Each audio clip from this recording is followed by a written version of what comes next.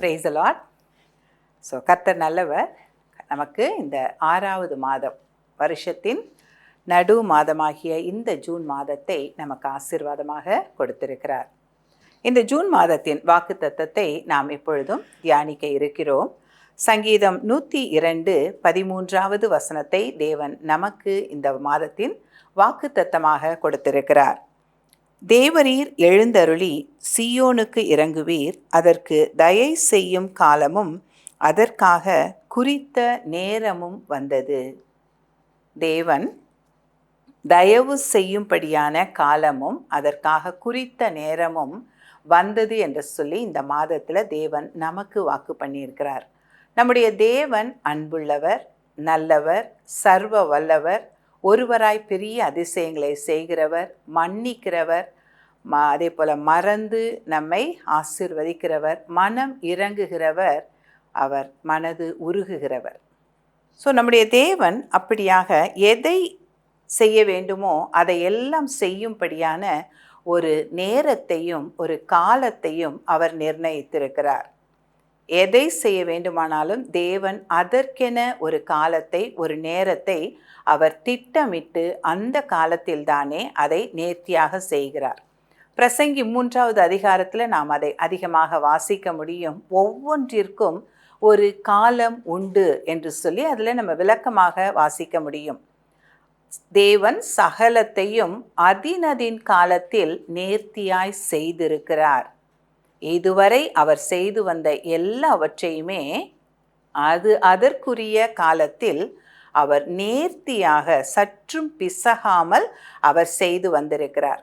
அதுபோலவே இந்த மாதத்தின் வாக்குத்தத்தத்தில் நாம் பார்க்கிறோம், அவர் தயவு செய்கிற ஒரு காலமாக, அதற்கென அவர் குறித்த ஒரு நேரமாக இந்த மாதத்தை தேவன் நமக்கு ஆசீர்வதித்து கொடுத்திருக்கிறார்.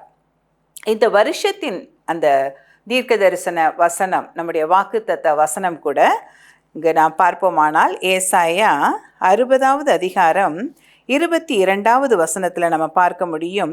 சின்னவன் 1000ம் சிறியவன் பலத்த ஜாதியுமாவான், கர்த்தராகிய நான் ஏற்ற காலத்தில் இதை தீவிரமாய் நடப்பிப்பேன். பெருகச் செய்கிற ஆண்டவர், இந்த வருஷத்தில் நமக்கு பெருக்கத்தை கட்டளையிட்டு இருக்கிற ஆண்டவர் சொல்லுகிறார், ஏற்ற காலத்தில் நான் இதை தீவிரமாய் நடப்பிப்பேன். எனவே தேவன் ஒவ்வொன்றிற்கும் ஒரு காலத்தை நிர்ணயித்திருக்கிறார். யோவான் 11வது அதிகாரத்தில் நாம் ஒரு சம்பவத்தை நாம் பார்க்க முடியும்.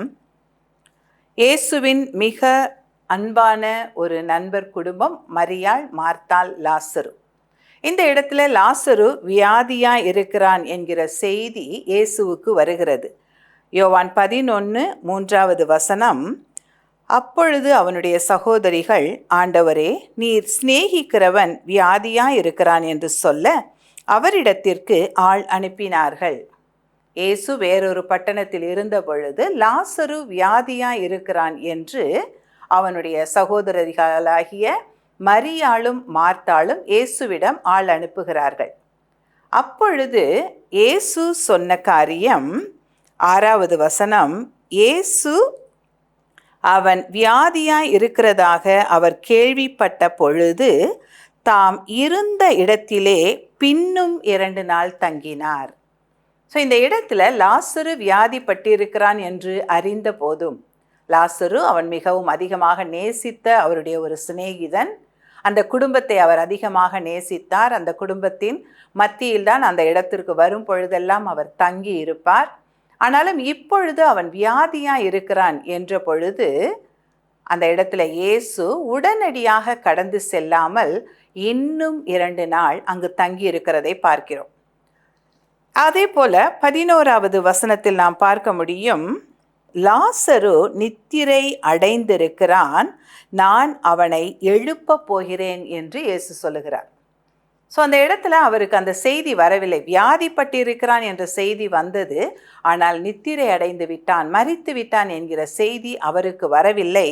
ஆனால் அவர் சொல்லுகிறார், இவைகளை அவர் சொல்லிய பின்பு அவர்களை நோக்கி, நம்முடைய சிநேகிதனாகிய லாசரு நித்திரை அடைந்திருக்கிறான், நான் அவனை எழுப்ப போகிறேன் என்றார்.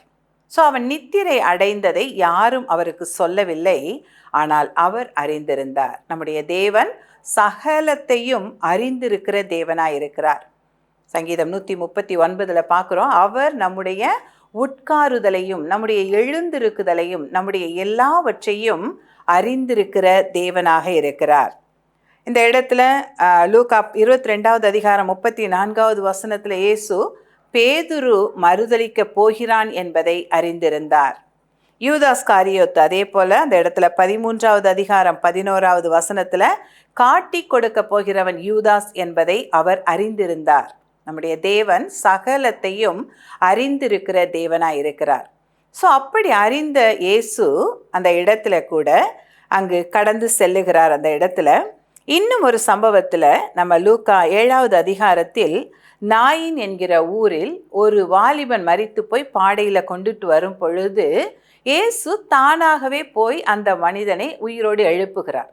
இந்த இடத்தில் லாசரு வியாதியா இருக்கிறான் என்ற பொழுது 2 நாள் கழித்து அவன் மரித்த பிறகு அந்த இடத்திலே கடந்து வருகிறார்.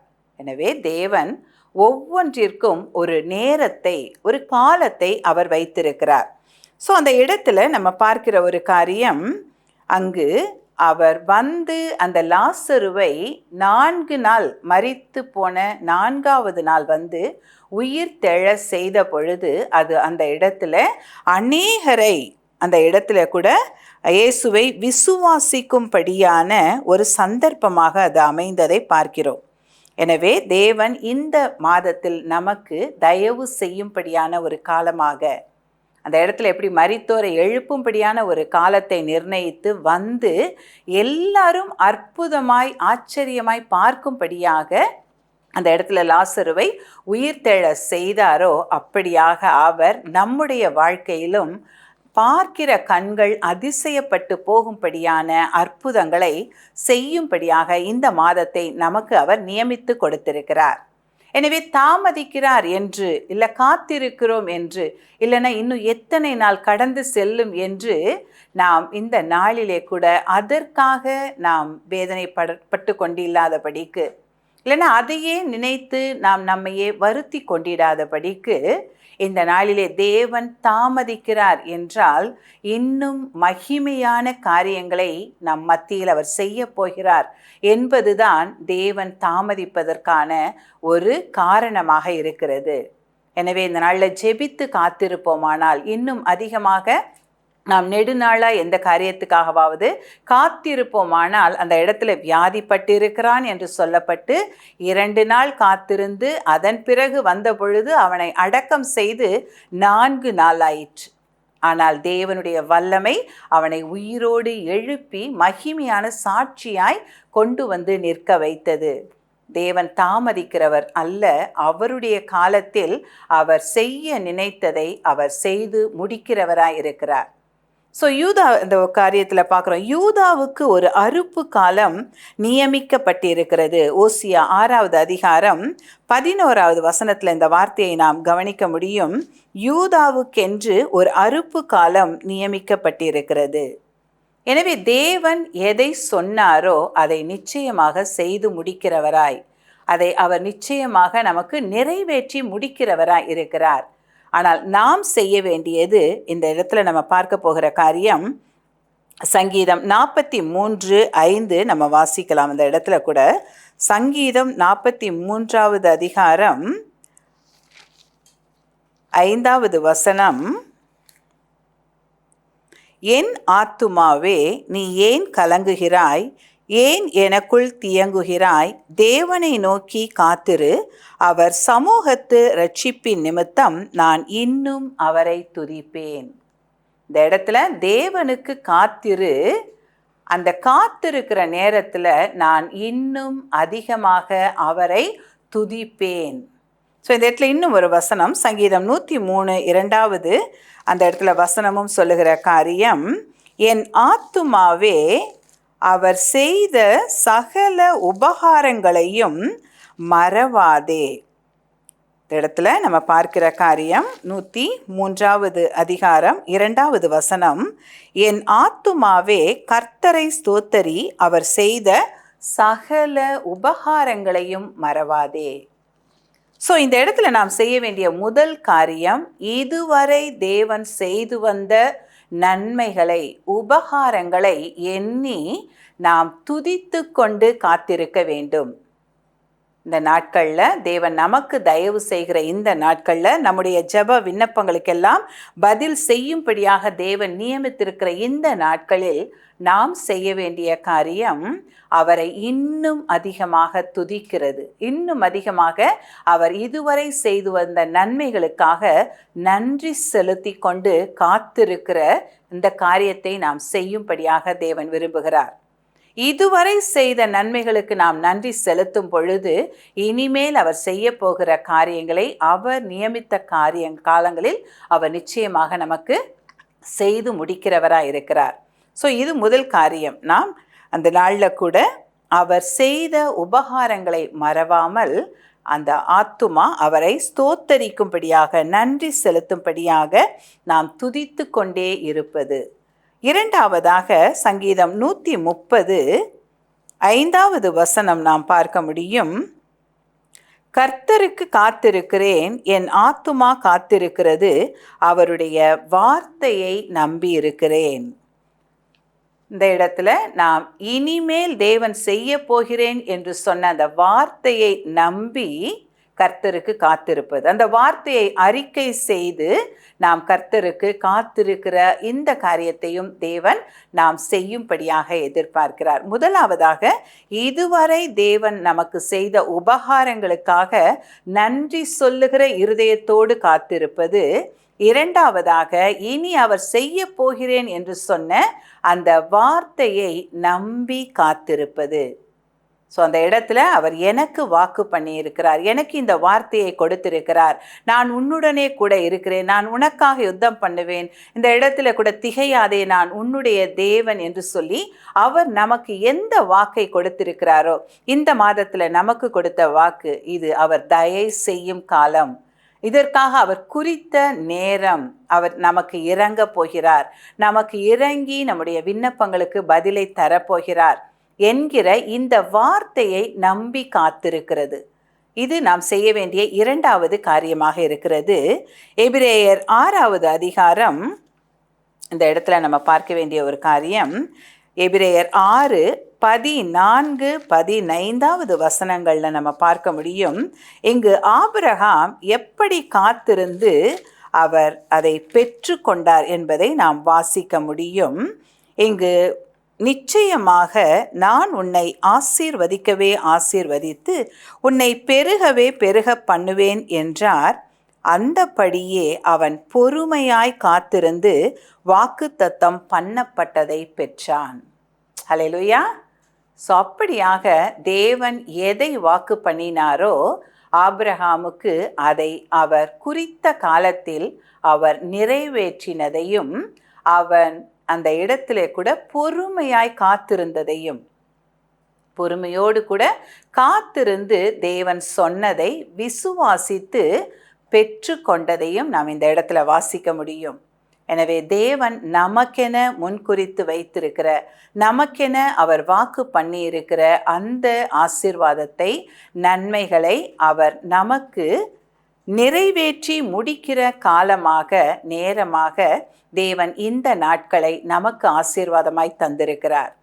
எனவே நாம் இந்த நாட்களில் கூட அவர் செய்த நன்மைகளுக்காக நன்றி சொல்லுகிற இருதயத்தோடு கூட, அவர் செய்ய போகிற அந்த வாக்குத்தத்தம் நிறைவேறுதலை பெற்று கொள்ளுகிறவர்களாக காத்திருக்க, ஆபிரகாம் எப்படி விசுவாசித்து தனக்கு வாக்குத்தத்தம் பண்ணப்பட்டதை அவன் நிறைவேற்றி பெற்று கொண்டானோ, அப்படியாக நாமும் பெற்று கொள்ளும்படியாக இந்த மாதத்தில் தேவன் நமக்கு வைத்திருக்கிற இந்த குறித்த காலத்தை குறித்த கவனத்தோடு கூட, ஜாக்கிரதையோடு கூட, தேவன் சொல்லுகிற வார்த்தையின்படியாக நாம் அதை பெற்றுக்கொண்டு அவருடைய நாம மகிமைக்காக இந்த மாதத்தில் சாட்சிகளாய் எழும்பும்படியாக நேரத்தில் நம்மை நாமே அர்ப்பணிக்கலாமா?